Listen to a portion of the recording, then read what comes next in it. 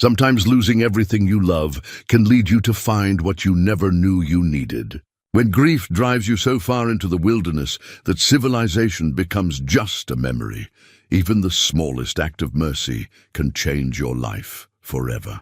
Mountain man Elias Gray has been living alone in the Colorado Rockies for 7 years, haunted by the tragedy that took his family. On a bitter winter evening, he finds a wolf pup with a twisted leg, abandoned by its pack to die in the snow. As Elias holds the helpless creature, the pack's giant leader emerges from the trees. What happens between man and wolf in that moment will transform them both. But how can saving one small life heal wounds that have festered for years? Before we jump back in, tell us where you're tuning in from, and if this story touches you, make sure you're subscribed, because tomorrow I've saved something extra special for you. The cabin sat like a weathered scar against the white face of Mount Elbert, its log walls darkened by 7 winters of solitude. Smoke curled from the stone chimney into the crystalline air, the only sign of human presence in a landscape that stretched endlessly toward jagged peaks and pewter skies. Inside, Elias Gray moved with the quiet efficiency of a man who had learned to waste nothing. Not wood, not warmth, not words. He had no one to share. At 52, his beard had gone mostly gray, and his hands bore the calluses of a life spent carving survival from unforgiving stone and timber. The wedding ring on his left hand caught the firelight as he stirred a pot of venison stew, a simple gold band that he still turned absently when memories threatened to surface. He'd worn it for 15 years of marriage and 7 years of mourning. Some habits, he'd learned, were harder to break than others. The cabin itself told the story of gradual withdrawal from the world. What had begun as a weekend hunting retreat had slowly transformed into permanent exile. Shelves that once held Sarah's books now contained only practical volumes: wilderness survival, veterinary care, weather patterns. The small bedroom where he and Sarah had planned to grow old together now served as storage for winter supplies. Emma's hand-carved wooden doll sat on the mantel, its paint faded and wood worn smooth by his fingers during the darkest nights. He'd made that doll during the winter before the fire, whittling away at mountain ash while Sarah read aloud from Emma's favorite stories. The little girl had named her Sunny because her painted dress was yellow, like the flowers that bloomed in their meadow each spring. Now Sunny watched over a cabin where spring flowers never grew, where laughter had died 7 years ago on an October night when everything changed. Elias had been 3 days into a hunting trip, guiding a wealthy Denver businessman through elk territory when the fire started. A faulty chimney flue, the investigators said later.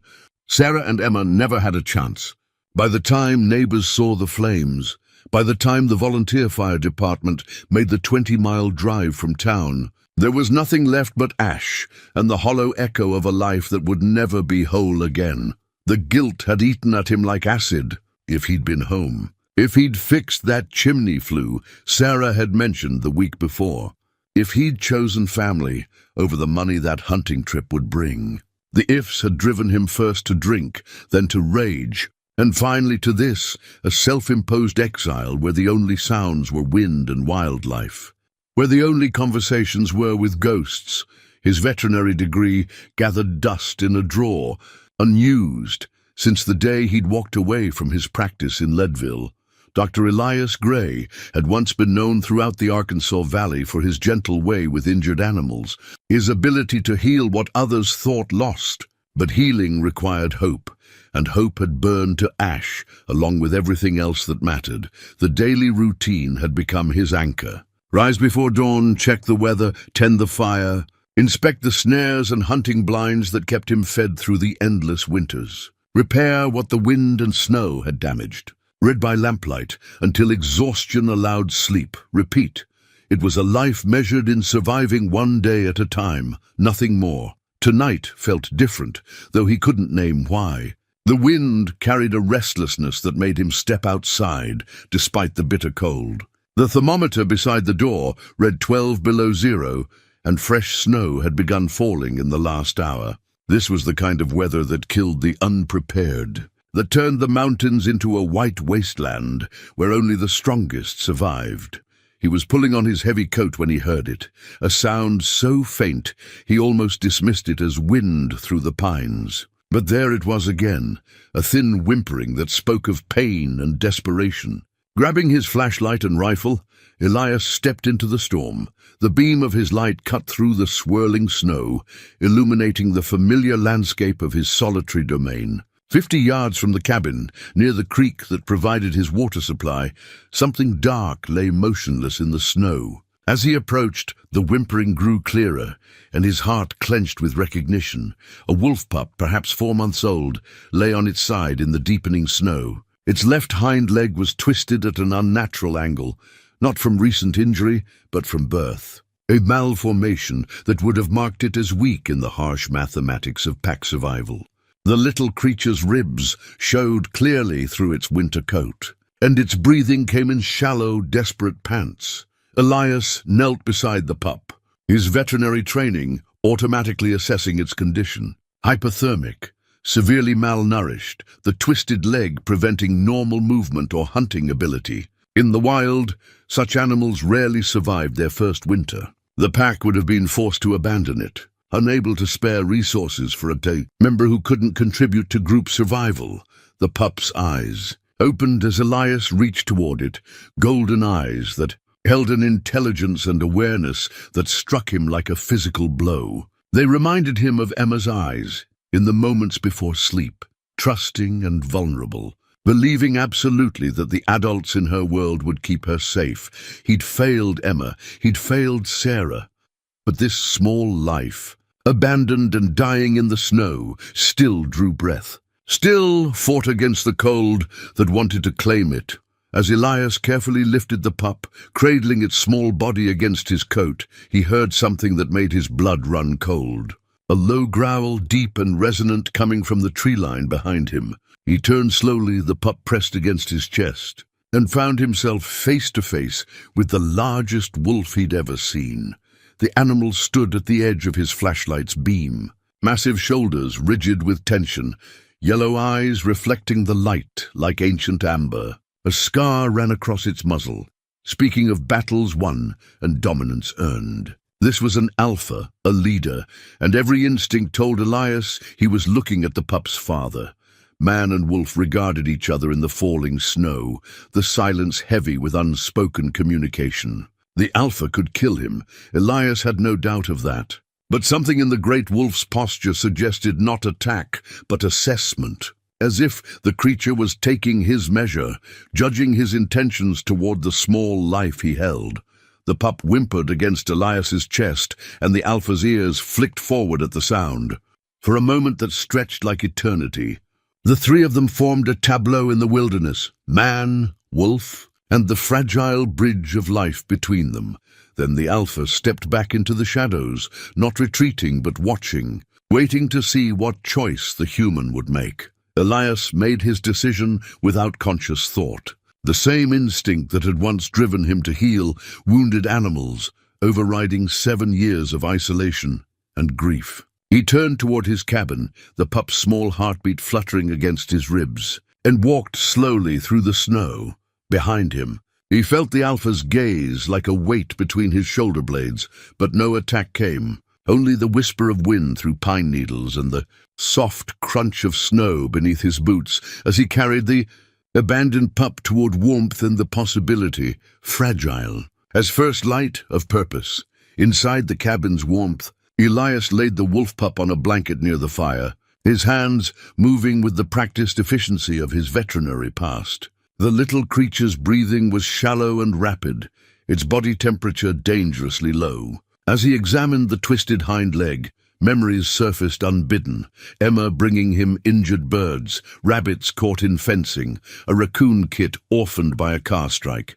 "Can you fix him, Daddy?" She'd always asked, those golden eyes so similar to the pup's, now watching him with desperate hope. The deformity was congenital, the femur curved in a way that would never allow normal weight-bearing. In his practice, he might have recommended surgery, pins, and reconstruction that could give the animal mobility. Here, With only basic supplies and harsh mountain winters, the pup would need to adapt or perish. But adaptation, Elias knew, was possible with patience and care. He wrapped the small body in warm blankets, coaxing drops of water between its lips, feeling for the steady pulse that meant life still fought against the cold's embrace. The pup's fur was silver-grey with darker guard hairs, marking it as likely the offspring of an alpha pair. Its bloodline was strong, which explained both its intelligence and the difficulty its pack would have had in abandoning it. A sound outside froze Elias mid-motion, the deliberate crunch of large paws in snow, circling the cabin with predatory precision. Through the window he caught glimpses of movement, shadows that resolved into the massive form of the alpha wolf. The animal was patrolling his territory, nose to the wind, reading scents that told him his offspring lived but remained in human hands. Elias reached for his rifle, then stopped. Something about the alpha's behavior spoke not of attack preparation, but of parental anxiety. The wolf's circuits around the cabin were methodical, but not aggressive, the pacing of a father waiting for news from a delivery room, powerless to help but unable to abandon his vigil. The pup stirred in its blankets, letting out a weak whimper that seemed to pierce the cabin walls. Outside, the alpha's pacing stopped abruptly.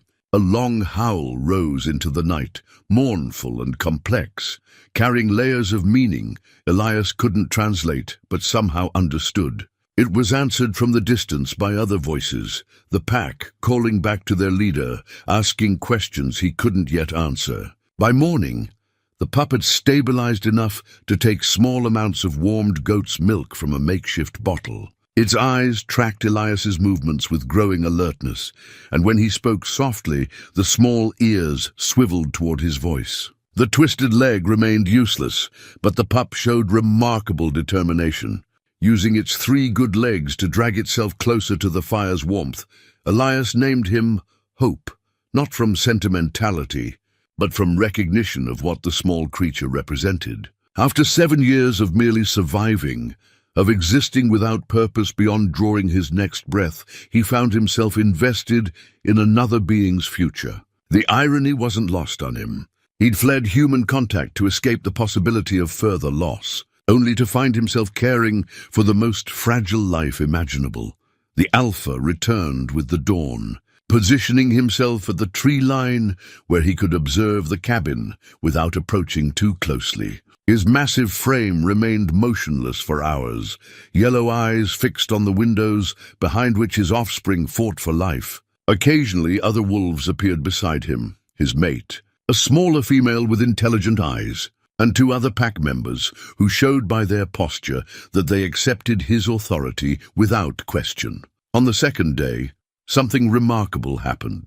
Elias had brought Hope outside for fresh air and sunshine, supporting the pup's weight while it attempted to navigate the snow with its 3 functional legs. The alpha watched from his usual position, but as the pup grew tired and began to struggle, the great wolf took a step forward, not an attack or threat, but something far more significant, a father's instinct to help his child. The movement was subtle, checked almost immediately, but it spoke volumes about the internal war raging within the pack leader. Love for his offspring warred with suspicion of the human who held his fate.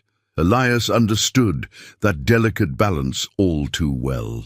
He'd once been torn between love and duty, between the safe choices that protected his family and the risks that provided for them.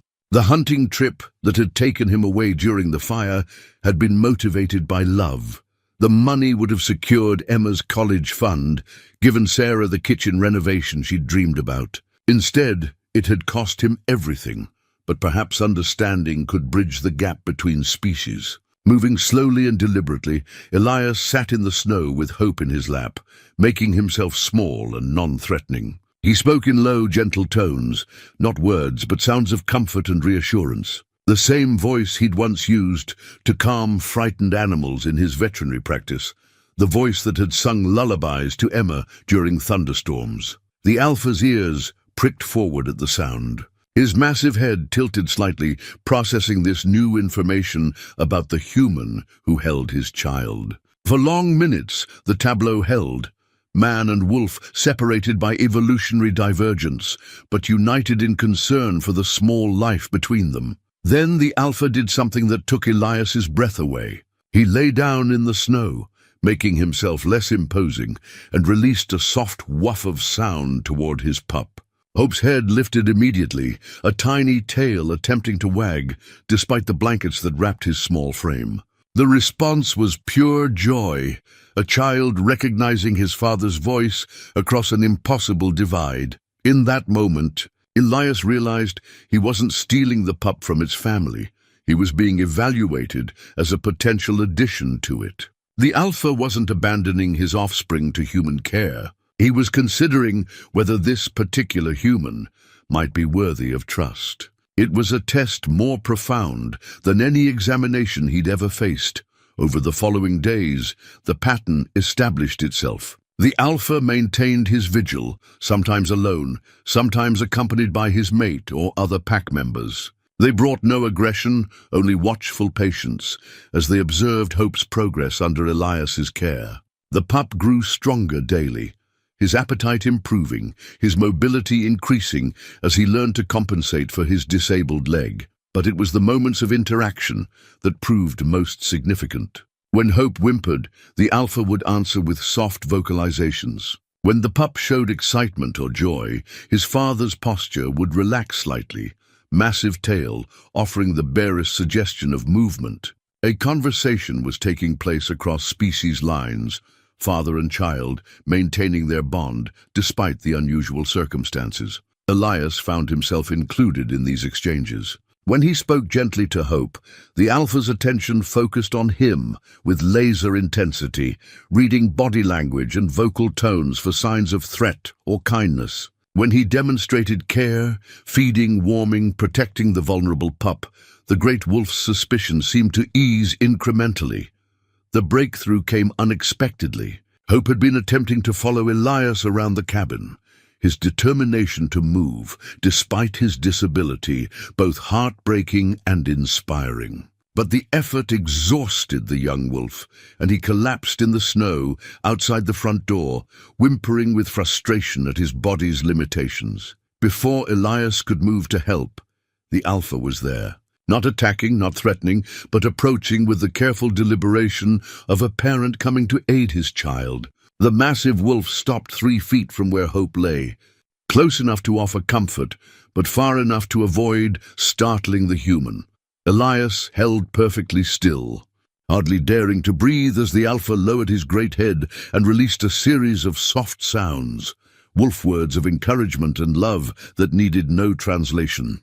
Hope responded immediately, struggling back to his feet with renewed determination, drawing strength from his father's presence. In that moment, looking into the alpha's intelligent yellow eyes, Elias understood that an agreement had been reached, not between human and animal, but between two beings who loved the same small life and were willing to work together to ensure its survival. The alpha was offering partnership, not surrender. He was sharing custody, not abandoning responsibility.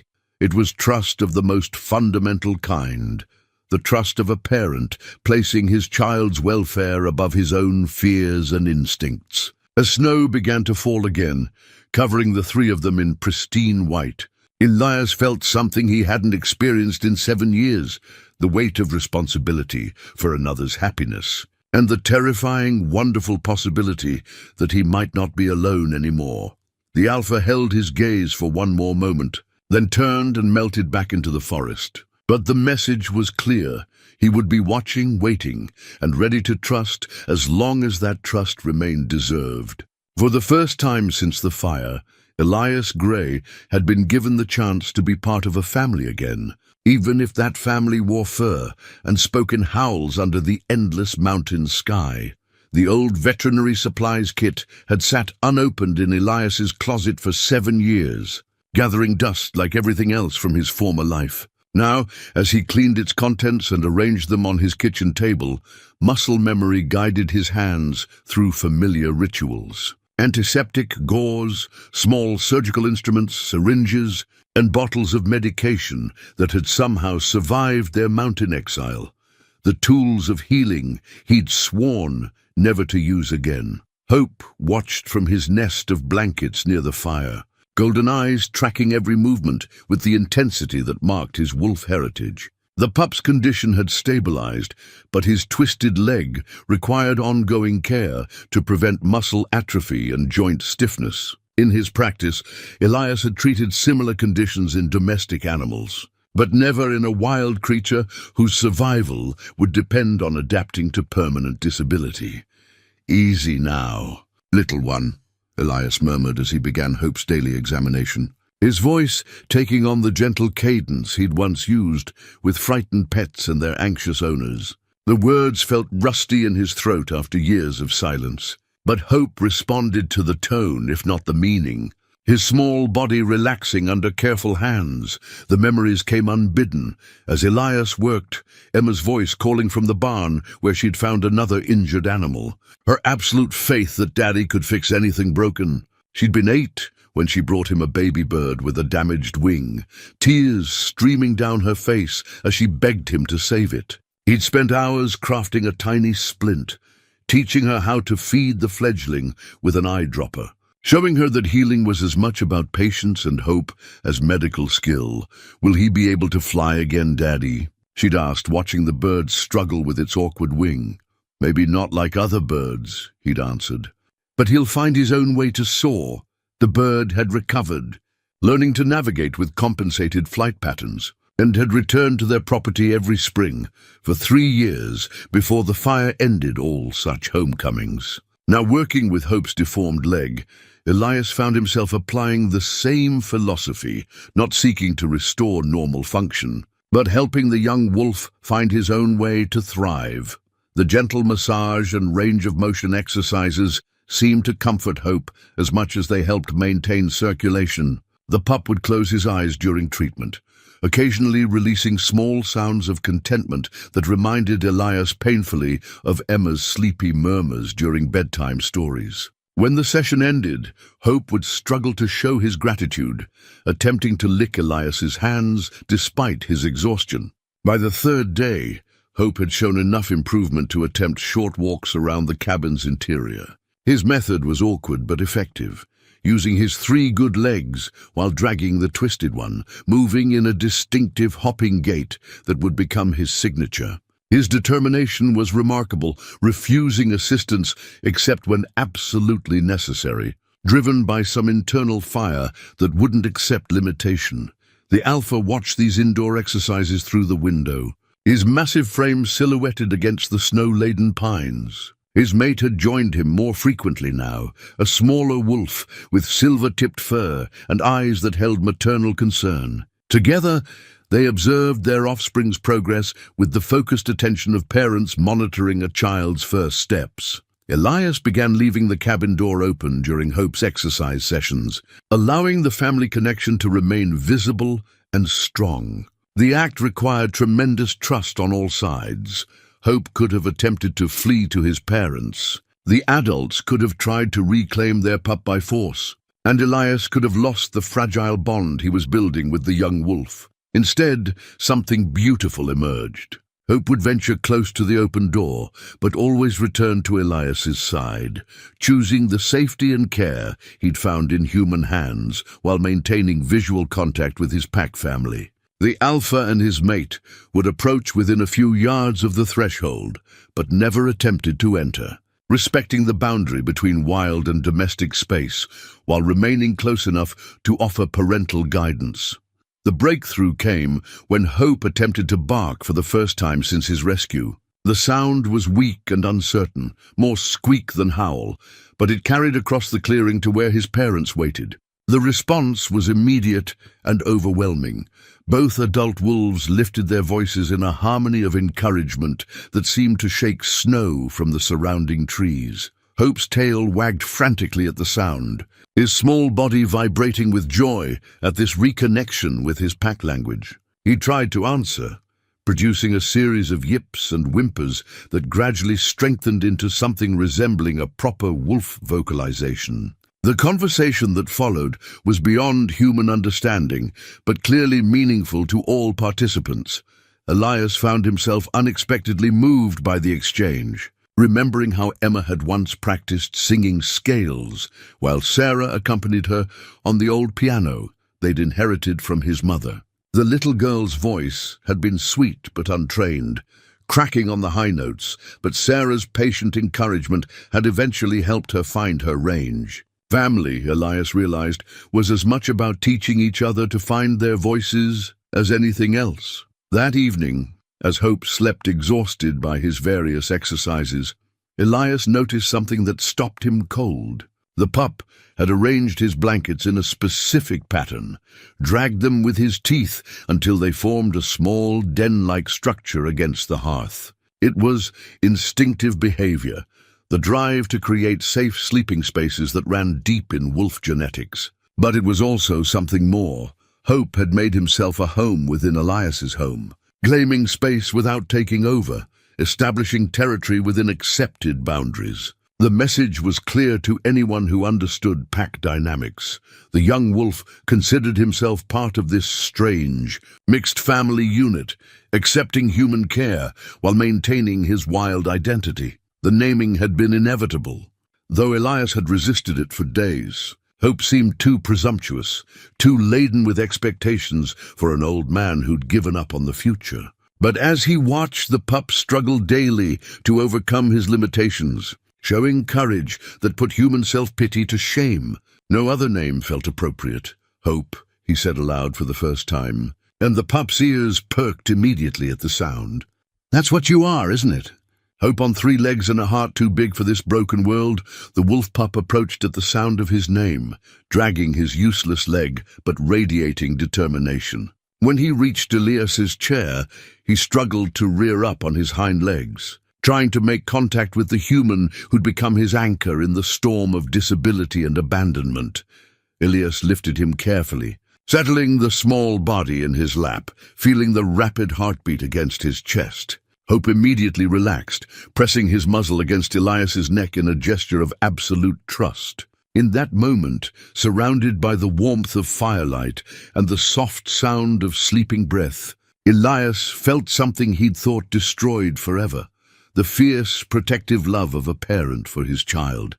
Outside, the alpha's silhouette remained visible against the snow, a guardian watching over his extended pack. Inside, man and wolf pup found comfort in shared warmth and the promise of tomorrow's challenges. It wasn't the family either had expected, but it was family nonetheless, bound together by need and nurtured by the slow, careful work of learning to trust again.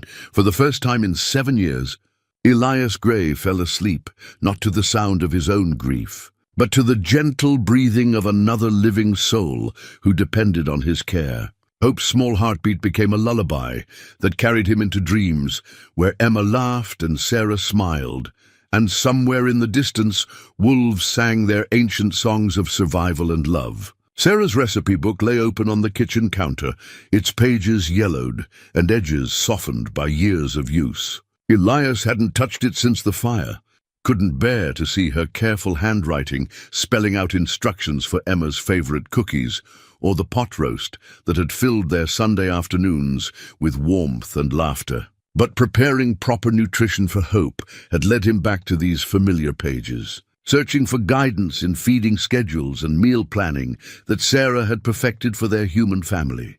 Beef stew with extra broth for growing bodies, he read aloud, Sarah's neat script blurring slightly as his eyes watered. Hope looked up from his morning exercises, tilting his head at the sound of his human's voice. The pup had learned to recognize different tones, the gentle encouragement during physical therapy, the firm commands that kept him safe, and now this new sound tinged with memory and loss. Hope's progress had been remarkable. His twisted leg remained useless, but he developed extraordinary strength in his other 3 limbs, learning to navigate the cabin's interior with increasing confidence. More importantly, his weight was returning, his coat growing thick and lustrous as proper nutrition replaced the starvation that had nearly killed him. The morning routine had become sacred between them. Elias would wake before dawn, stoke the fire, and begin Hope's breakfast, while the pup performed his self-imposed stretching ritual near the hearth. Like all wolves, Hope possessed an internal clock more accurate than any human timepiece, and he'd grown impatient with any deviation from their established schedule. "You're worse than Emma ever was," Elias said, measuring out the meat portions according to guidelines he'd adapted from Sarah's notes on feeding active children. She could smell pancakes from 3 rooms away on Saturday mornings. Hope's ears perked at the mention of pancakes, though he had no context for the word. What he understood was the warmth in Elias's voice when he spoke of these phantom people who seemed to inhabit the cabin's memories. The pup had learned to associate certain tones with comfort and safety, even when the words carried sadness. Outside, the alpha had established a routine as well. Each morning, he would appear at the forest's edge, carrying fresh kills, rabbits, small deer, occasionally fish from the half-frozen creek. The offerings were left at the boundary between wild and domestic space, close enough to show intent, but far enough to respect the invisible lines that governed their unusual arrangement. Initially, Elias had been puzzled by the behavior. Why would the alpha provide food for the human caring for his pup? But understanding had come gradually as he observed the pack's dynamics through the window. This wasn't charity or payment, it was participation. The alpha was contributing to his offspring's care in the only way his nature allowed, providing protein for the strange den where his child was healing. The gesture created an unexpected dilemma. Accepting the gifts felt like crossing a line Elias wasn't sure he should cross, but refusing them might signal rejection of the partnership the alpha was offering. After days of internal debate, Elias chose acceptance, retrieving each offering with respectful gratitude, preparing the meat according to Sarah's old recipes for hearty stews and roasts. Hope's reaction to these shared meals was illuminating. The meat from his father's hunts carried scents and flavors that triggered deep genetic memories, connecting him to his wild heritage even as he adapted to human care. His eating style would shift subtly during these meals, becoming more wolf-like, more instinctively pack-oriented. But it was the emotional impact that proved most significant. Each meal prepared from the alpha's gifts strengthened the bridge between Hope's 2 families, allowing him to honor both his birth pack and his chosen human while remaining true to his essential nature. He was becoming something new, neither fully wild nor fully domestic, but something uniquely adapted to his specific circumstances. The physical therapy sessions had evolved into something resembling play. Hope had learned to trust Elias completely during the range of motion exercises, relaxing his small body into gentle hands that stretched and massaged his twisted limb. But he'd also begun to initiate games, using his 3 good legs to pounce at Elias's fingers or chase shadows cast by the firelight. These playful moments transported Elias back to evenings when Emma would sprawl on the living room floor, surrounded by coloring books and crayons, chattering about her day at school while he read veterinary journals in his chair. She'd grown bored with her art projects sometimes and resort to tickling his ankles until he abandoned his reading to join her games. "Remember how she used to hide behind the couch and jump out to scare us?" he asked Hope, who cocked his head as if actually listening to the story. Sarah would pretend to be terrified, shriek like she'd seen a ghost, and Emma would collapse in giggles. Same game every night for months, but Sarah acted surprised every single time. Hope responded to the storytelling with focused attention, as if sensing the importance of these memories to his human father. The pup had begun to understand that certain words and tones unlocked parts of Elias's heart that had been locked away, and he seemed determined to encourage these moments of emotional vulnerability. The breakthrough came 3 weeks after Hope's rescue, during what had become their evening routine. Elias was reading aloud from an old veterinary textbook, not because Hope understood the words, but because the sound of his voice seemed to comfort the young wolf. They were settled in the large chair by the fire, Hope curled in Elias's lap. When the pup did something extraordinary, he began to vocalize softly, not the sharp yips of excitement or the whimpers of discomfort, but a low, rhythmic sound that seemed to match the cadence of Elias's reading. It was Hope's attempt to participate in the human ritual of shared evening time, to contribute his voice to the peaceful sounds that marked the end of each day. The sound was so reminiscent of Emma humming along to Sarah's lullabies that Elias stopped reading abruptly, overwhelmed by the parallel. Hope sensed the change immediately, lifting his head to study his human's face with concerned golden eyes. When he saw tears, the pup did what came naturally. He pressed closer, offering wordless comfort in the form of warmth and presence. "You understand, don't you?" Elias whispered, stroking the soft fur behind Hope's ears. "You know what it's like to lose your family, to have everything you knew torn away. But you also know what it's like to find something unexpected in the middle of all that pain." Outside, the Alpha's evening howl rose into the star-filled sky, calling his pack together for their nightly hunt. Hope lifted his head at the sound, adding his small voice to the wild chorus that echoed through the mountains. But when the howling ended, he settled back against Elias's chest, choosing the warmth of human companionship over the call of the wild.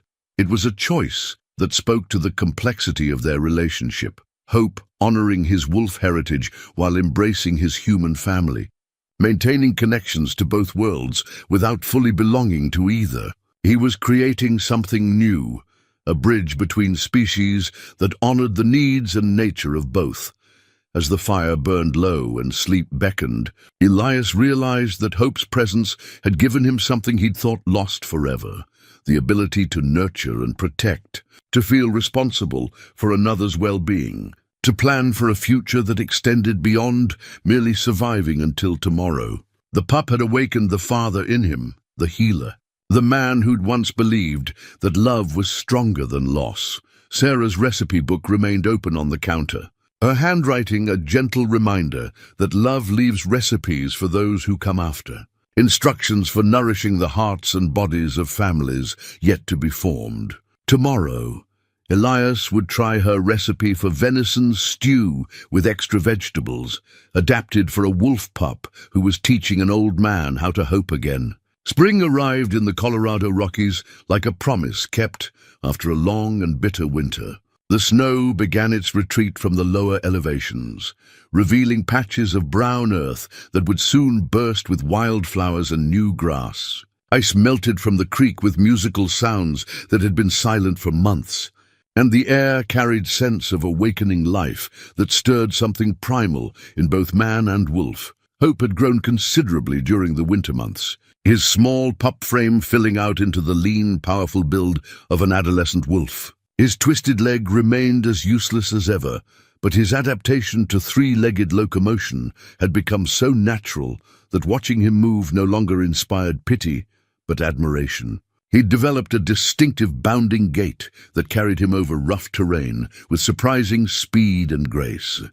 Elias's father's hunting rifle hung above the mantel, a lever-action Winchester that had belonged to 3 generations of grey men. It hadn't been fired in 7 years, not since Elias had abandoned hunting, along with everything else that connected him to his former life.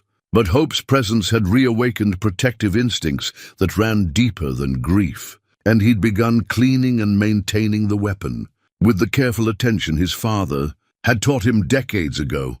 "A man protects what he loves," his father had said, during those long-ago hunting trips into these same mountains. "But he only kills what he can't protect any other way. The rifle is a tool, son, not a solution. Sometimes the greatest strength is knowing when not to use it." Those words carried new weight as Elias watched Hope's interaction with the pack through the cabin window. The Alpha and his mate visited daily now, bringing not only fresh kills, but also other pack members who seemed curious about the unusual arrangement. Hope would greet them through the glass, his tail wagging frantically, his vocalizations growing more sophisticated as he learned to communicate across the barrier between wild and domestic space. But it was the pack's behavior toward Elias that proved most remarkable. They no longer treated him as a threat to be monitored, but as something approaching an accepted member of their extended family.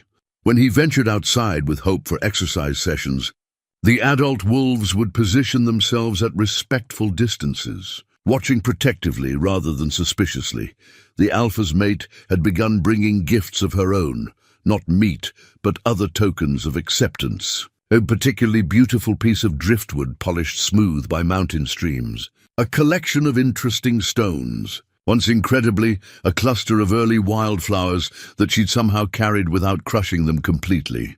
These offerings seemed to recognize Elias as more than just Hope's caretaker. They acknowledged him as worthy of courtesy and respect. Hope's hunting instincts had begun to emerge despite his disability. He'd started stalking insects around the cabin, practicing pouncing techniques that compensated for his uneven mobility. His success rate was surprisingly high, suggesting that what he lacked in traditional wolf anatomy, he made up for in intelligence and determination. One morning, Elias watched through the window as Hope demonstrated his developing skills to his pack family. A ground squirrel had emerged from its burrow near the cabin, and Hope immediately dropped into hunting position. His approach was necessarily different from a typical wolf's. He couldn't rely on four-legged stalking or the explosive sprint that marked normal predatory behavior. Instead, Hope used patience and positioning, moving slowly to place himself downwind of his target, using terrain features to mask his approach. When he finally struck, his technique was uniquely his own. A sideways lunge that brought his three functional legs to bear simultaneously, creating enough force and speed to catch the surprised squirrel. The kill was swift and clean, executed with the precise neckbite that marked Hope as truly his father's son. The alpha watched from the tree line, his massive head held high with unmistakable pride. His offspring might be physically different, but he was proving himself a capable predator who could contribute to pack survival. Hope carried his prize to the cabin's front porch, presenting it to Elias with the ceremonial gravity of a young warrior bringing his first kill to the tribal elders. The gesture was deeply meaningful in wolf culture. Sharing food with pack members was a fundamental expression of belonging and mutual support. Elias accepted the gift with appropriate solemnity, understanding that this moment marked Hope's transition from dependent pup to contributing pack member. The squirrel would become part of their evening stew, prepared according to Sarah's notes on small game cookery, honoring both the kill and the hunter who'd provided it. But Hope's success had broader implications that became apparent over the following days. The pack's visits increased in frequency and duration, with more members participating in what appeared to be educational sessions. Hope would demonstrate his adapted hunting techniques, while his elders offered vocal encouragement and correction. It was clear that the young wolf was being integrated into pack knowledge and culture, despite his unusual living arrangements. The alpha began including Elias in these teaching moments, approaching closer to the cabin when demonstrations were taking place, positioning himself where the human could observe pack dynamics and social structures. It seemed the great wolf understood that Hope's unusual circumstances required his human father to learn wolf ways, just as Hope was learning human ones. These extended interactions revealed the sophisticated nature of wolf pack relationships. Each member had specific roles and responsibilities that went far beyond simple dominance hierarchies. The alpha's mate served as the pack's primary educator, teaching hunting strategies and social protocols. Other adults contributed specialized knowledge, tracking skills, territory management, weather prediction based on natural signs. Hope absorbed these lessons with remarkable speed, his intelligence allowing him to adapt pack wisdom to his specific physical limitations. He learned to read wind patterns, not just for hunting, but for detecting threats at greater distances than his mobility would allow him to escape. He mastered communication techniques that let him coordinate with packmates despite being unable to keep pace with their movements. But perhaps most importantly, Hope learned to balance his dual loyalties to his birth pack and to Elias. He would participate in pack activities when possible, contributing his voice to group hunts even when he couldn't physically join them. But he always returned to the cabin, choosing human companionship for rest and recovery. Accepting care that his wild family couldn't provide, the arrangement shouldn't have worked according to any natural law Elias understood, yet it functioned with surprising harmony. Hope bridged two worlds that had no business connecting, creating understanding between species that had been predator and prey, competitor and enemy for thousands of years. One evening, as Hope slept exhausted by a particularly intensive pack training session, Elias sat cleaning his father's rifle and considering the implications of their situation. The weapon had been a symbol of man's dominance over nature, humanity's ability to impose will through superior firepower. But Hope's presence had taught him something different, that strength sometimes came from vulnerability, that survival might depend on cooperation rather than conquest. The rifle would remain ready, cleaned and loaded, because protection was still necessary. But it would be used, if at all, to defend family rather than assert dominance, to preserve the fragile peace that had grown between human and wolf, rather than maintain the ancient divisions that kept them apart. Outside, the alpha's evening howl rose into the star-filled sky, calling his pack together for their nightly hunt. Hope stirred at the sound, but didn't wake, secure in the knowledge that his two families, wild and human, were watching over him as he dreamed. In the firelight, his twisted leg twitched slightly, chasing dream prey across landscapes where disability was no barrier to belonging, where love created families that defied every natural law except the most important one of all. The walking stick had started as a practical necessity. Hope's growing size and weight made his three-legged gait more challenging, particularly on the steep, rocky terrain surrounding the cabin. Elias spent evenings whittling mountain ash into a support system that could help stabilize the young wolf during his increasingly ambitious explorations of their territory. The design had evolved through trial and error, shaped by observation of Hope's unique movement patterns and the specific challenges his twisted leg presented. What emerged was less a traditional walking stick and more a carefully crafted mobility aid, curved to match Hope's natural posture, padded where it contacted his body, weighted for balance. The mountain ash was strong, yet flexible, able to bend with Hope's movements without breaking under stress. But the walking stick became something more significant than Elias had intended.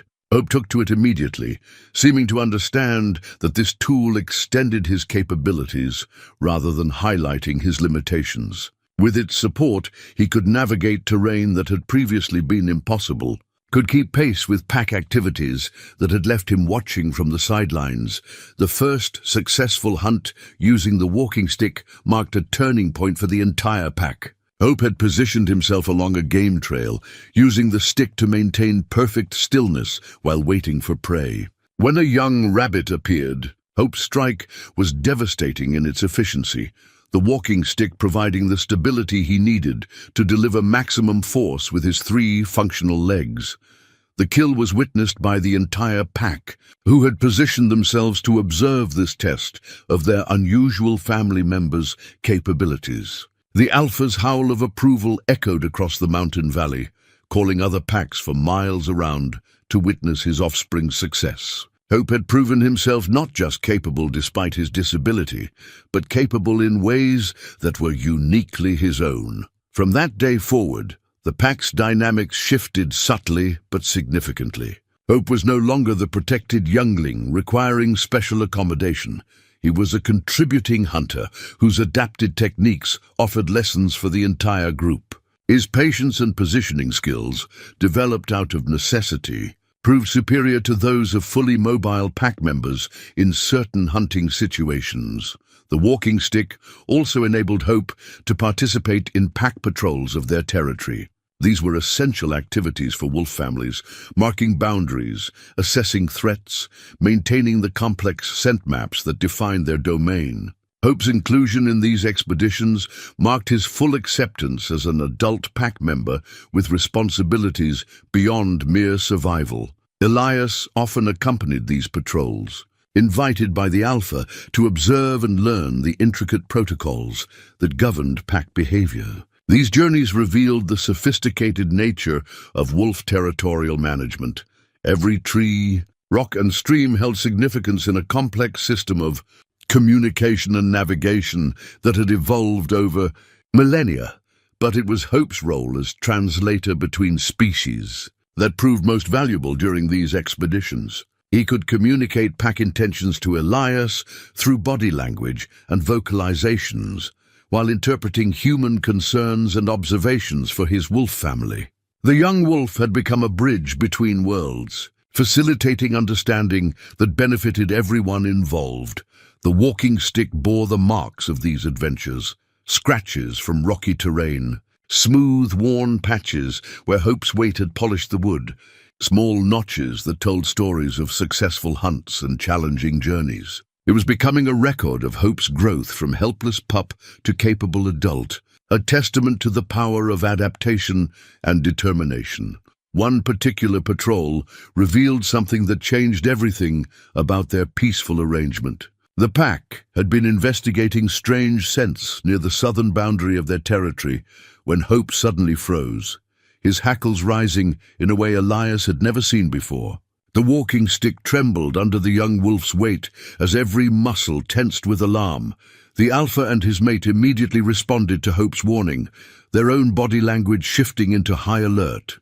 Through careful observation, Elias learned to read the subtle communications passing between pack members.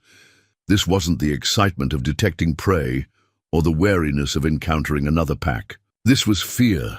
The scent that had triggered their alarm was unfamiliar to Elias, but clearly recognized by the wolves. It carried undertones of metal and chemical preservatives, human-made substances that had no place in the natural environment. Following the scent trail led to a discovery that made Elias's blood run cold: carefully concealed snares positioned along game trails. Designed to catch and hold large predators, the snares were sophisticated, crafted by someone with extensive knowledge of wolf behavior and movement patterns. They were positioned at natural choke points, where running wolves would be unable to change direction, placed at heights that would catch adults, while allowing smaller prey to pass safely beneath. But most disturbing were the bait. Stations, meat laced with substances that Elias's veterinary training helped him identify as slow-acting poisons. The bait was positioned to appeal specifically to wolves,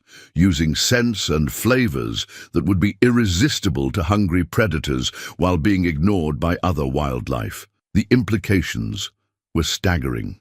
Someone was systematically hunting the pack, using methods that suggested both extensive preparation and intimate knowledge of their territory and habits. This wasn't random poaching or opportunistic hunting. This was a targeted campaign to eliminate specific animals. Hope's discovery of the threats demonstrated the value his unique perspective brought to pack survival. His human upbringing had made him sensitive to artificial scents and unnatural patterns that his wild-born family members might have missed until it was too late. His disability, which had seemed like a weakness, had given him observational skills that proved essential for group protection. The pack's response to the discovery was swift and coordinated. Territory that had been safe for generations was suddenly filled with hidden dangers that required constant vigilance and adaptive strategies. Traditional hunting grounds had to be abandoned, familiar trails avoided, the entire social structure of pack life disrupted by human interference. But rather than excluding Hope from the dangerous new reality, the pack drew him closer.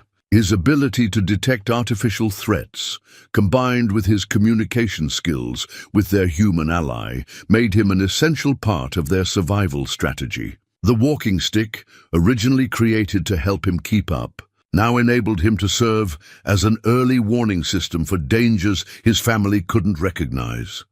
Elias found himself drawn deeper into pack life by necessity rather than choice. The threats endangering Hope's family were also threats to the unusual peace they'd all built together.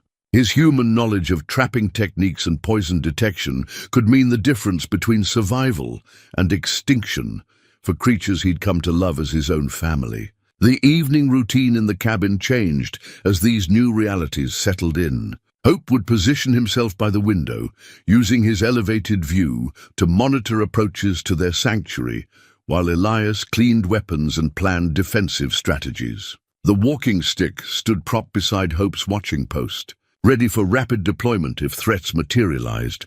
But in quiet moments, when immediate dangers seemed distant, the walking stick resumed its original purpose, helping Hope navigate the challenges of daily life with grace and determination. Watching him use the tool with such natural skill, Elias was reminded that adaptation wasn't about overcoming limitations, but about finding new ways to express essential nature. The mountain ash had been carved with love and shaped by need, but it had become something greater than the sum of its parts. Like Hope himself, like their impossible family, like the fragile peace between human and wolf, the walking stick proved that the most beautiful solutions often emerged from the most difficult challenges. As snow began to fall again, covering their tracks and muffling the sounds of their movements, Elias realized that they were all learning to walk differently now, more carefully, more purposefully, but also more together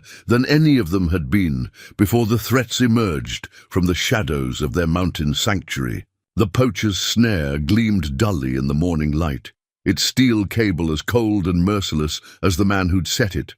Elias knelt beside the device, his veterinary training automatically cataloging the sophisticated construction, aircraft-grade cable, self-locking mechanism, positioned at the precise height to catch a running wolf around the neck or torso. This wasn't the work of an amateur looking to make quick money from pelts. This was professional, methodical, and deeply personal.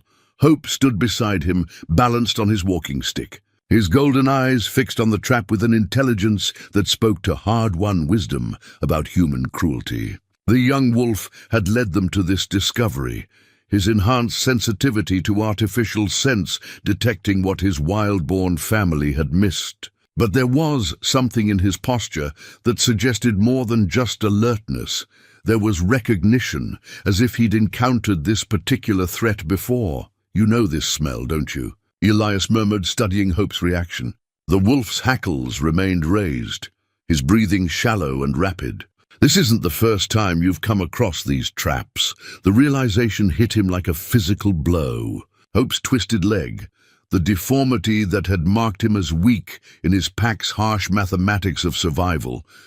What if it hadn't been a birth defect at all? What if it had been the result of an earlier encounter with these same snares, an injury so severe it had convinced his family to abandon him rather than watch him suffer? Elias examined the trap more carefully, noting the wear patterns on the cable, the weathering of the metal components. This snare had been in place for months, possibly since the previous hunting season. Long enough to have claimed victims already, long enough to have taught the local wildlife that familiar paths were no longer safe. The evidence trail led deeper into the forest, revealing a network of traps and bait stations that covered miles of pack territory. Someone had invested significant time and resources in this operation, studying wolf behavior patterns, mapping their movements, identifying their vulnerabilities with scientific precision. The scope was staggering. Dozens of snares, poison stations, even hidden cameras positioned to document successful kills. But it was the final discovery that transformed Elias's growing concern into cold fury. Tucked beneath a camouflaged blind, they found a collection of photographs, wolves caught in snares, their struggles documented in horrifying detail. Pack members Elias recognized, animals he'd watched playing with Hope, teaching him, accepting him into their family structure. Among the photographs was one that made his hands shake with rage. A much smaller Hope, barely 3 months old, his hind leg caught in a snare very similar to the one they'd just discovered. The pup's eyes held the same intelligence and determination they showed now, but they also held terror and pain that no young creature should ever experience. The photograph was dated from the previous winter, taken weeks before Elias had found Hope dying in the snow near his cabin. The story it told was heartbreaking in its clarity. Hope hadn't been abandoned by his pack because of a birth defect. He'd been left to die because human cruelty had crippled him so severely that his family believed mercy lay in allowing nature to claim him rather than watching him suffer. But Hope had survived that abandonment, crawling through snow and bitter cold until he reached the only human dwelling in miles. Whether by instinct, desperation, or something approaching faith, he'd sought help from the very species that had destroyed his mobility and scattered his family. The courage that choice represented was staggering. The alpha's behavior suddenly made perfect sense. His initial wariness hadn't been about protecting his offspring from human danger. It had been about trusting the same species that had already nearly killed his child once. His gradual acceptance of Elias represented a leap of faith that went against every survival instinct evolved over millennia. More photographs revealed the systematic destruction of the pack's extended family. Elders who had taught Hope to hunt, young adults who had served as playmates and protectors, mothers with pups who would never see another spring. The poacher had been documenting his kills like trophies, creating a record of ecological devastation that would take generations to repair. But the most chilling discovery came last.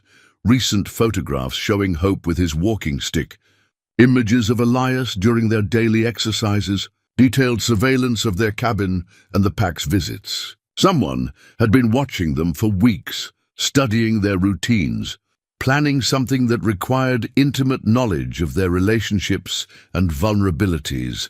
A handwritten journal found with the photographs revealed the poacher's motivations and methods. Marcus Webb, according to the identification documents Elias discovered, was a former wildlife management officer who'd been dismissed for illegal practices 3 years earlier. His notes revealed an obsession with what he called genetic purity in wolf populations, a twisted philosophy that viewed Hope's survival as contamination of natural selection processes. Webb's writings became increasingly unhinged as they detailed his campaign against the pack. He blamed Hope's acceptance by both wild wolves and humans for encouraging unnatural behavior that threatened traditional predator-prey relationships. In his distorted worldview, Elias's care for the disabled pup represented human interference that needed to be corrected through violence. The journal's final entries made Webb's intentions clear.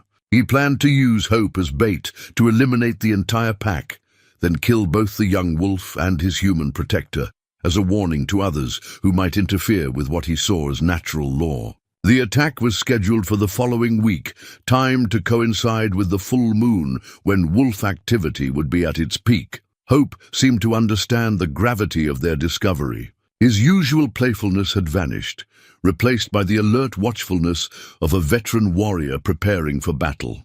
He positioned himself between Elias and the forest, his walking stick planted firmly in the ground, ready to defend his human father against threats both of them now understood were very real. The pack's recent behavior patterns suddenly made perfect sense.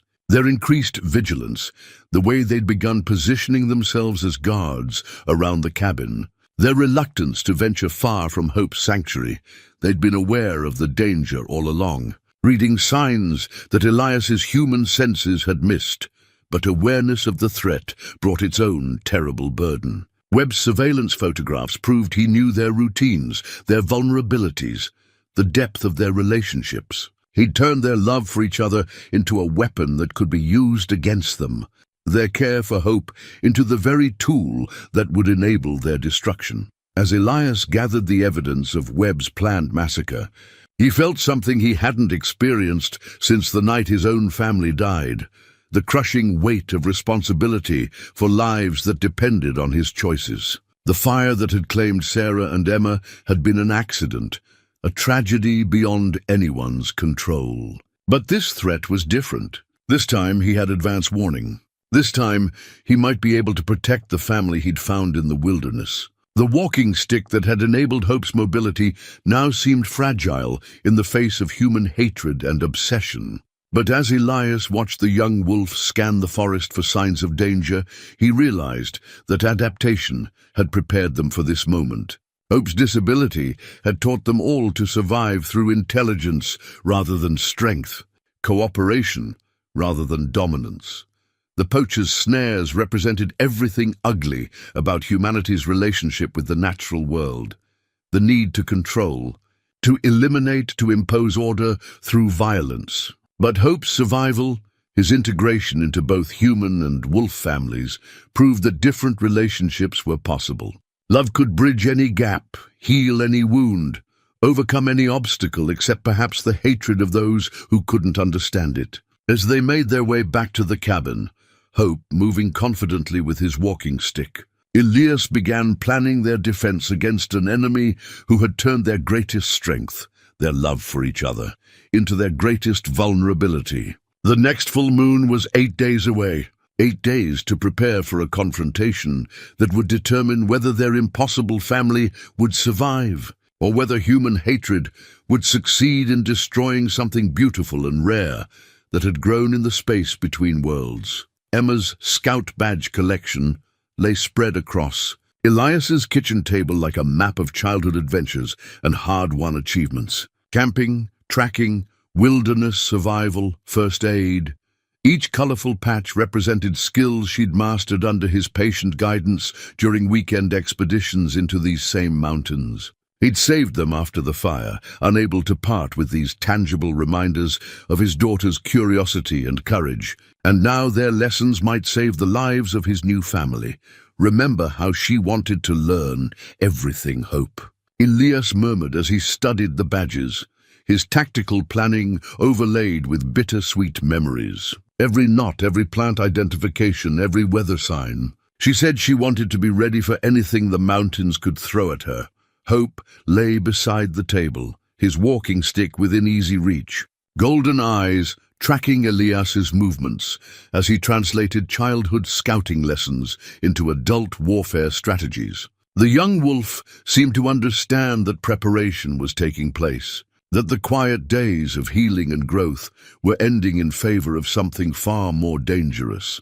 The badges told a story of progressive skill building that paralleled what Elias now needed to accomplish in 8 days. Basic camping had taught Emma about shelter and concealment, knowledge that would help them create safe zones and escape routes throughout their territory. Tracking skills would enable them to monitor Webb's movements and predict his approach routes. First aid training might mean the difference between life and death if the confrontation went badly, but it was the wilderness survival badge that held the most relevant lessons. Emma had earned it by demonstrating her ability to live off the land for 3 days, using only basic tools and her accumulated knowledge. The exercise had taught her that survival wasn't about overpowering nature, but about understanding it well enough to work within its rules. Webb's surveillance photos had revealed his ignorance of those same rules. His hide locations were positioned for visibility rather than scent concealment.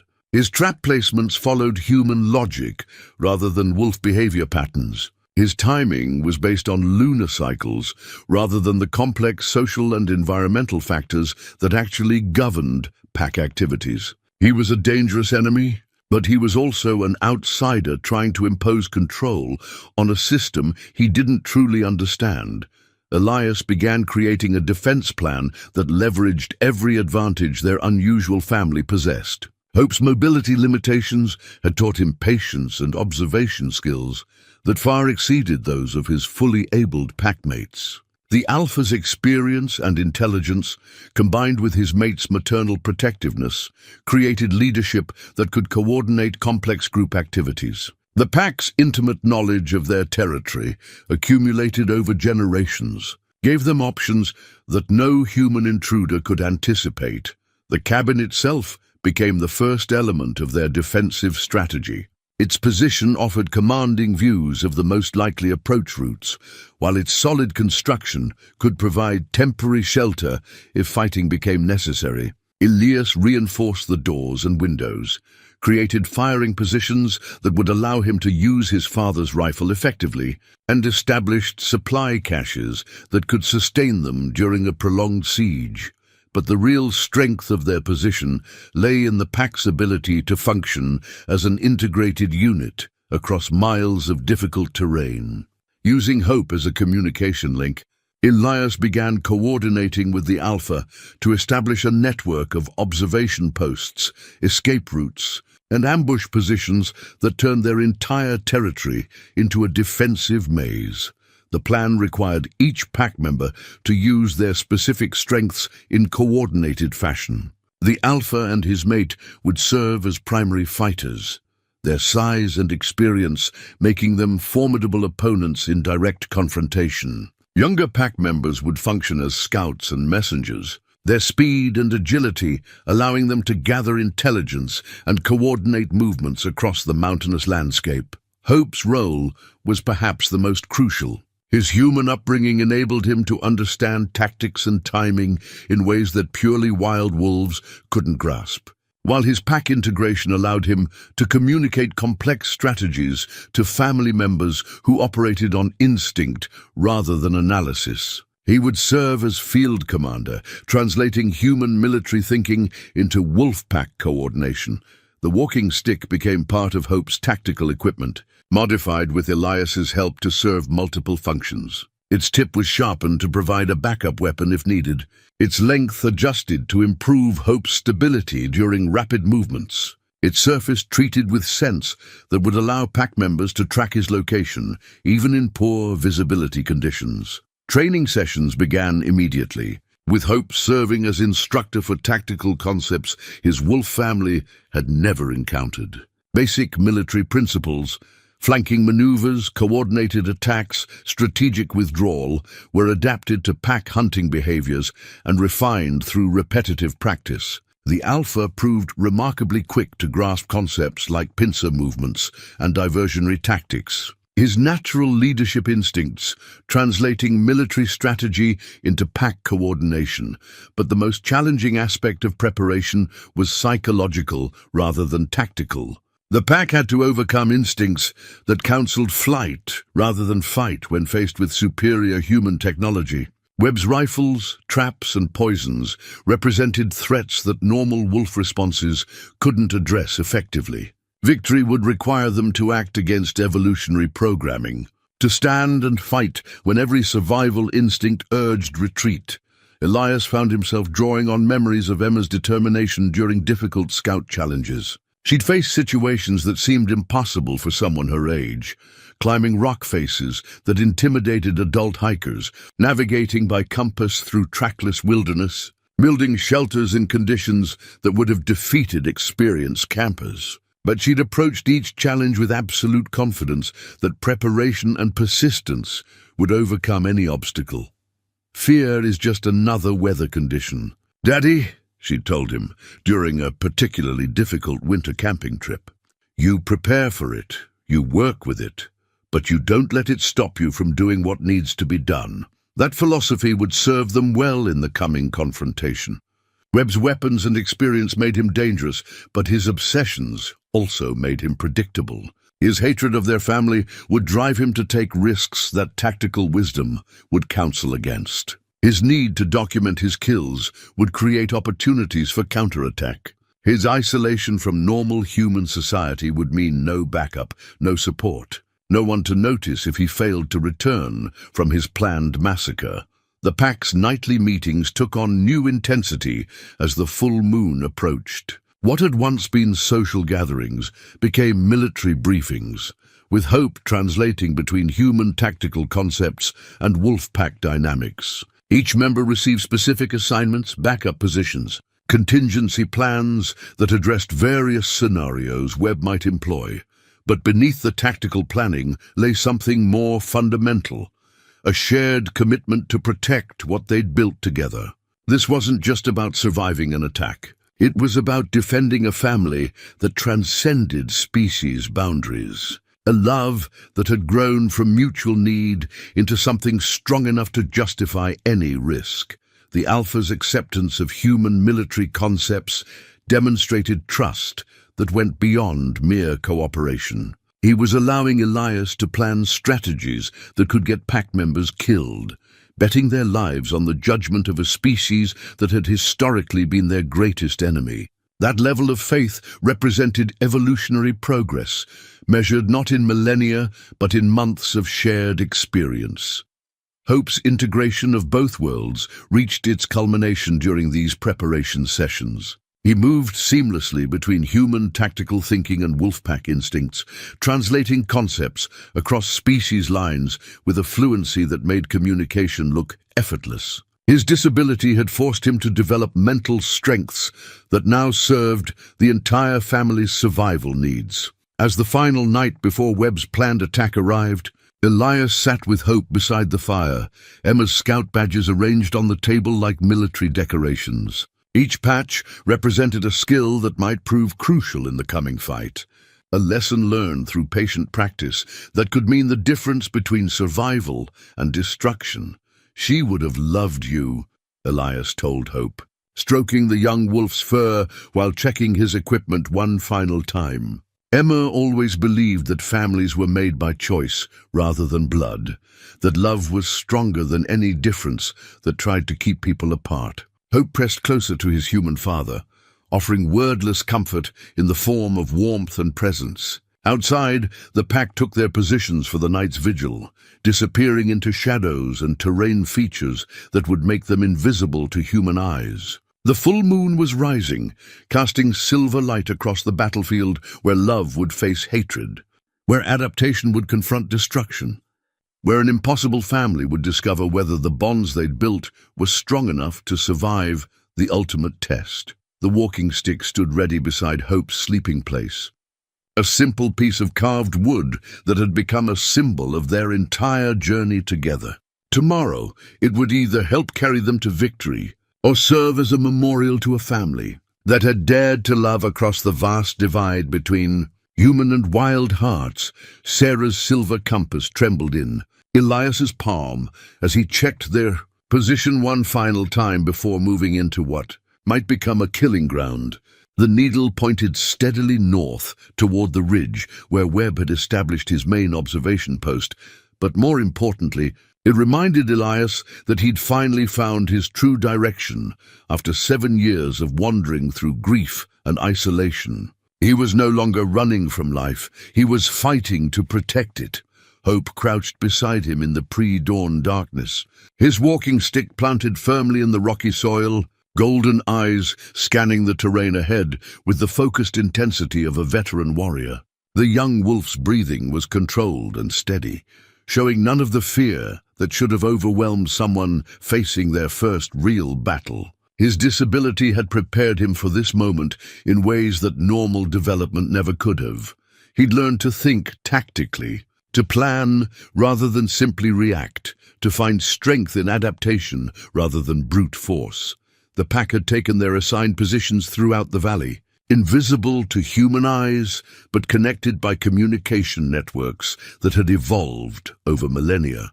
The Alpha commanded the high ground to the east, his massive frame concealed among the boulder fields that would allow him to strike from above. His mate controlled the western approaches, her smaller size and greater agility perfect for hit-and-run tactics.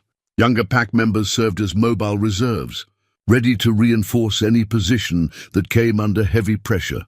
Webb's approach had been detected an hour before sunrise by scouts positioned along the most likely infiltration routes. He was moving with the confidence of someone who believed his surveillance had revealed all relevant tactical information, following patterns that made sense from his limited perspective, but ignored the complex social structures that actually governed pack behavior. The first engagement came sooner than expected. Webb had positioned himself to observe the cabin through a high-powered scope, waiting for Hope's morning exercise routine to begin before springing whatever trap he'd prepared. But his hide location, chosen for visibility rather than concealment, had been obvious to wolves, whose survival depended on detecting threats at maximum range. 2 young pack members flanked Webb's position while he focused on the cabin below, their approach masked by terrain features and wind patterns he hadn't considered in his planning. The attack was swift and coordinated, one wolf creating a distraction while the other struck at his weapon, sending the rifle spinning away into the rocks below.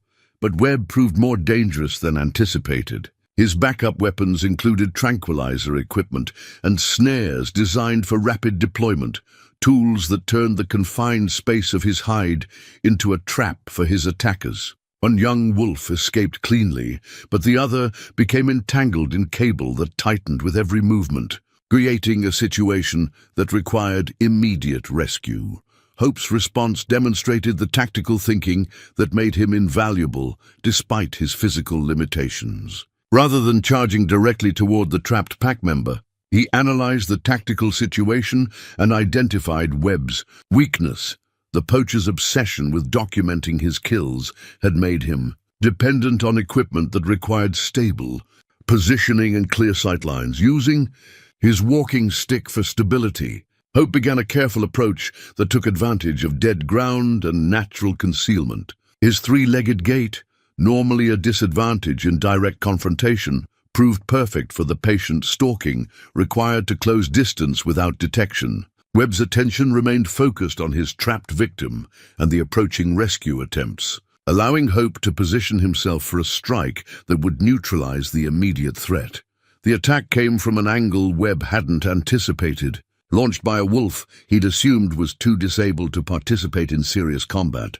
Hope's unique fighting style, developed through months of adaptation, proved devastatingly effective in close quarters. His walking stick became a weapon that extended his reach and provided leverage for attacks that a normal wolf couldn't have delivered. Webb's tranquilizer gun discharged wildly as he tried to bring it to bear on his unexpected attacker. The dart intended for Hope instead striking a tree trunk, where it quivered like an accusation. The poacher's panic revealed his fundamental misunderstanding of what he faced. This wasn't a crippled animal to be pitied or easily dispatched, but a thinking opponent whose apparent weakness concealed tactical advantages. Hope's assault forced Webb to abandon his position, leaving behind equipment and taking ground that offered less favorable fields of fire. The trapped pack member was freed by his rescuers, injured but mobile, able to rejoin the fight that was spreading across multiple positions throughout the valley. But Webb's retreat was tactical rather than panicked, falling back to secondary positions he'd prepared during his surveillance operation. His military background showed in the way he used terrain and equipment to force the pack into situations where their numbers became less advantageous. Choke points where only single wolves could advance. Open areas where his remaining weapons could engage multiple targets. Positions that required the pack to expose themselves to coordinated fire. The compass in Elias's hand spun wildly as he moved to support Hope's advance, its needle unable to find magnetic north through the metal-rich rocks of the ridge. But Elias no longer needed external guidance to find his direction. Hope's courage had shown him that true north lay in the willingness to fight for those you loved, regardless of the odds or the cost.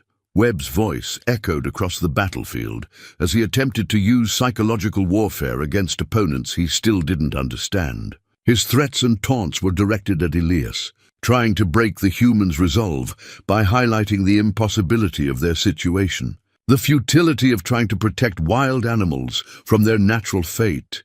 "They're not your family, Gray." Webb's amplified voice carried clearly in the thin mountain air. "They're predators who will abandon you the moment it serves their interests. You're fighting for animals that would eat your corpse if you died up here." But Hope's response made Webb's ignorance clear to everyone involved. The young wolf positioned himself protectively between the poacher's voice and Elias, his walking stick planted like a battle standard, his body language declaring absolute loyalty despite the danger. The pack closed ranks around their human member, creating a defensive formation that spoke louder than any words about the bonds they'd forged across species lines. The compass steadied as Elias found solid ground, its needle pointing toward the final confrontation that would determine whether their impossible family survived or died together on this wind-swept ridge. Webb had chosen the battlefield, but he'd underestimated the enemy he faced, not just wolves or a grieving man, but something entirely new, a family forged in love rather than genetics. united by choice rather than instinct. Hope's golden eyes met Elias's across the tactical space between them, and in that moment, two very different beings shared perfect understanding. They'd both lost their original families to forces beyond their control, but they'd found something stronger in each other, a connection that transcended species, a love that made any sacrifice worthwhile. The final phase was beginning, and whatever happened next, they would face it together. The moment came when the alpha wolf, leader of his pack for 7 years, father to Hope, guardian of territory that stretched across 3 mountain valleys, did something that went against every instinct evolution had bred into his bones. He lowered his massive head and allowed Elias Gray to place a trembling human hand upon his scarred muzzle, the ultimate gesture of trust between species that had been enemies since the dawn of time. Webb's final trap had been sprung with devastating precision. Cornered in his last defensive position, the poacher had activated a device that filled the air with chemical scents designed to trigger panic in wolf nervous systems. The pack scattered instinctively, their coordinated tactics dissolving into individual survival responses as artificial pheromones overrode millions of years of social programming. But Hope refused to flee. His walking stick planted firmly in the rocky ground, he stood between Webb's weapon and Elias, his golden eyes blazing with determination that his twisted leg couldn't diminish. The young wolf's voice rose in a howl that carried no fear, only defiance, a call that reached his scattered family and demanded they remember what they were fighting for. Webb's rifle swung toward Hope with deadly intent, the poacher's finger tightening on the trigger as he prepared to end what he saw as an abomination against natural order. His voice carried triumph and hatred in equal measure as he prepared to destroy the bridge between worlds that Hope represented. "Time to put you out of your misery, you crippled freak. Should have died in the snow where I left you the first time." But the Alpha's response shattered Webb's expectations like glass. Fighting through chemical terror that should have reduced him to pure panic, the great wolf forced himself to think rather than simply react. Hope's courage called to something deeper than instinct, deeper than fear, deeper than the ancient programming that governed pack behavior.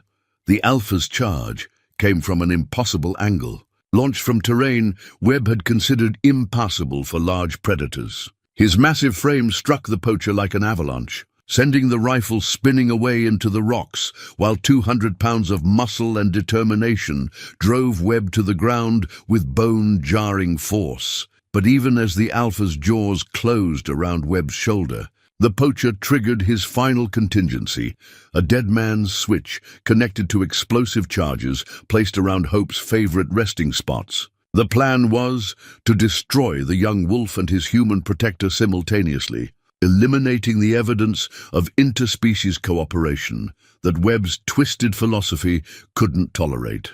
Hope heard the electronic beeping that preceded detonation, his enhanced senses detecting frequencies that human ears missed. Without hesitation, he abandoned the safety of his position and launched himself toward Elias, his walking stick providing the stability he needed to cover ground with desperate speed.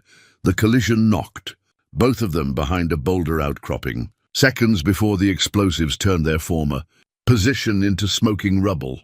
Hope's body shielded Elias from the worst of the blast, his lightweight frame absorbing impacts that would have been fatal to his human father. When the echoes faded, the young wolf lay motionless, his walking stick snapped in half, his breathing shallow and labored. Rage filled Elias with a purity he'd never experienced before.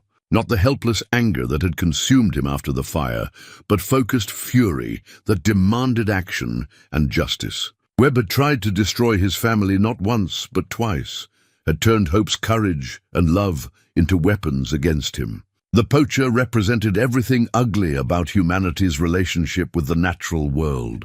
The need to control through violence, to eliminate what couldn't be understood, to impose order through death. The Alpha's trust token came as Webb tried to escape through terrain that favored human mobility over wolf pursuit. With the pack still scattered by chemical warfare and hope unconscious from his injuries, Elias found himself alone with the great wolf who'd become his unlikely partner in protecting their shared child. Language barriers dissolved in that moment of crisis. The alpha's intelligent yellow eyes met Elias's, and communication passed between them that needed no words. They were fathers, protectors, beings who would sacrifice everything for the young life they both cherished. Species meant nothing in the face of that shared commitment. Together, human and wolf began their pursuit of the man who'd threatened their family. The alpha's tracking abilities guided them along Webb's escape route, while Elias's tactical thinking anticipated where the poacher would go to ground. Their coordination was perfect, each compensating for the other's limitations, creating a hunting partnership that transcended evolutionary boundaries. Webb's capture came at the edge of a cliff where the valley floor dropped away into empty air. Cornered between predators who'd learned to work together, he made the mistake of underestimating what love could accomplish when it operated across species lines. "You can't protect them forever, Gray," Webb snarled, his back to the precipice.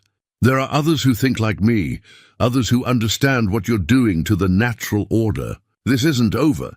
But as Elias looked into the alpha's eyes and saw his own determination reflected there, he knew Webb was wrong. What they'd built together, human and wolf, damaged beings who'd found healing in each other's company, was stronger than hatred, more enduring than violence, more natural than any philosophy that denied the possibility of love across species boundaries. The alpha's final gesture came as Webb made his desperate bid for escape, trying to leap across a gap that might have been navigable for a younger, more desperate man. The great wolf's massive head pressed briefly against Elias's shoulder, a moment of contact that conveyed everything words couldn't express: gratitude, respect, acceptance, and the absolute trust of a parent sharing responsibility for their child's welfare. Webb's scream echoed off the canyon walls as gravity claimed him, but the sound was already fading as Elias and the alpha raced back toward hope.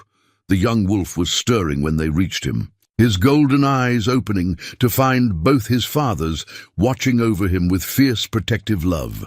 The walking stick might be broken, but the spirit it had enabled was stronger than ever. Hope struggled to his feet, supported by human hands and guided by his pack father's encouraging vocalizations, proving once again that adaptation could overcome any limitation, that love could bridge any gap, that families came in forms that evolution had never imagined, but the heart recognized as absolutely true. The new walking stick gleamed in the morning sunlight, its mountain ash surface polished smooth by careful hands that had learned to create tools of hope rather than weapons of war. Elias had carved this replacement during the long nights of Hope's recovery, working by firelight while the young wolf slept off the injuries that had nearly claimed him during the final confrontation with Webb.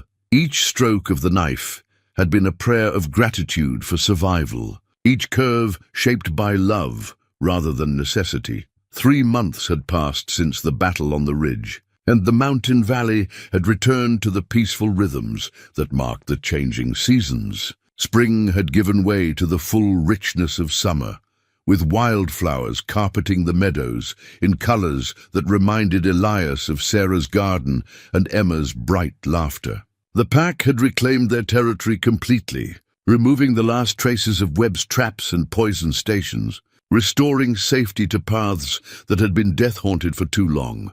Hope moved across the cabin's porch with fluid grace, his new walking stick perfectly balanced to accommodate the growth that had transformed him from adolescent to full adult. The blast injuries had healed cleanly, leaving only faint scars that served as reminders of the price he'd been willing to pay to protect his human father.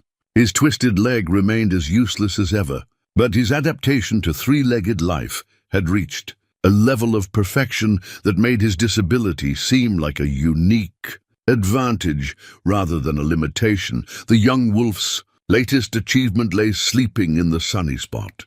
Beside the cabin's front steps, 3 small pups, whose mother was a young female from a neighboring pack. Hope's courage during the confrontation with Webb had become legend among the local wolf population, transforming him from a disabled outcast into a desirable mate whose offspring would carry genes for intelligence, adaptability, and the kind of courage that transcended physical limitations.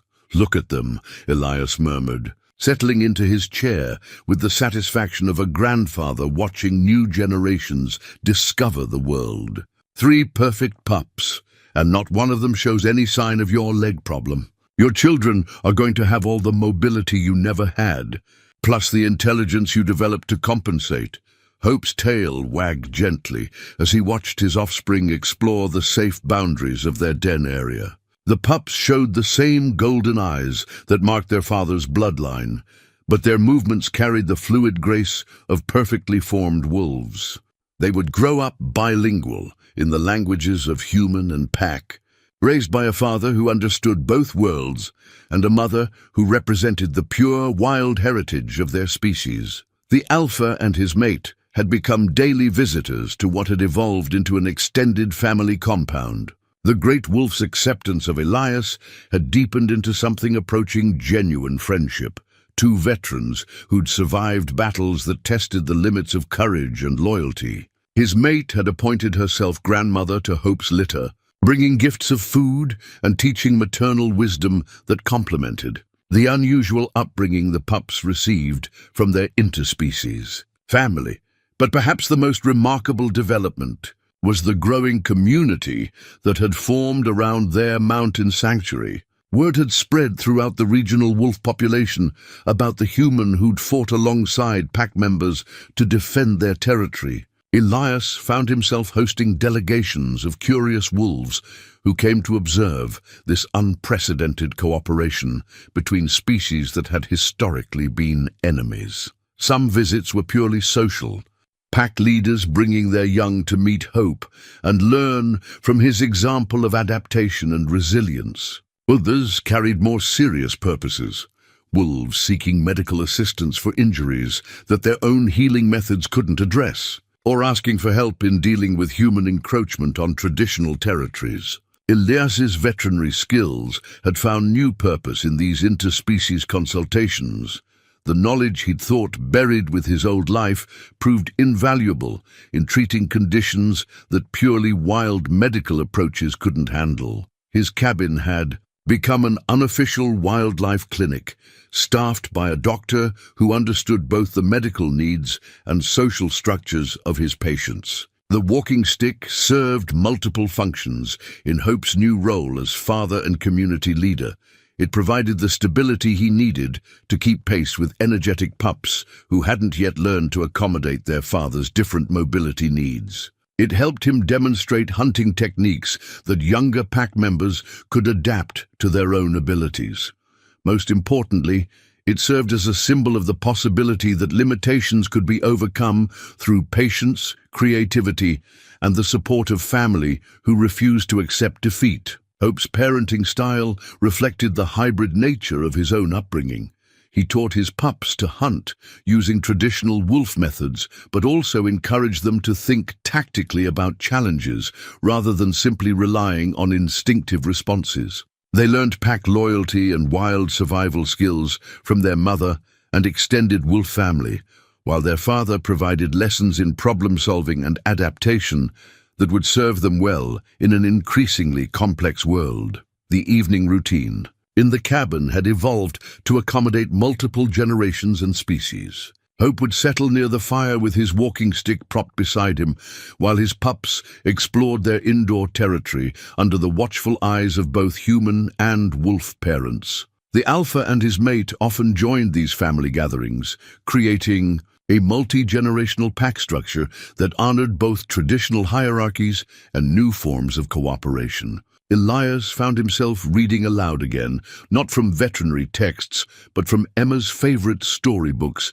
that he'd preserved through all his years of grief. The young pups couldn't understand the words, but they responded to the rhythm and warmth of his voice, just as Hope had during his own recovery.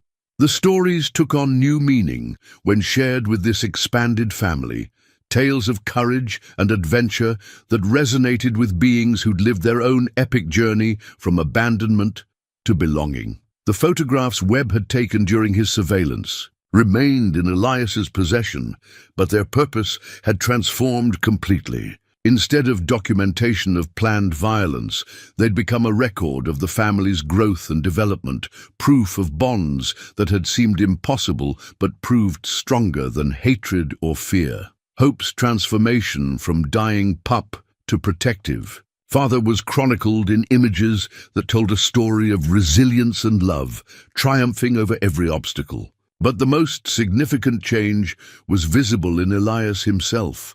The haunted grief that had driven him into 7 years of isolation had been replaced by a quiet satisfaction that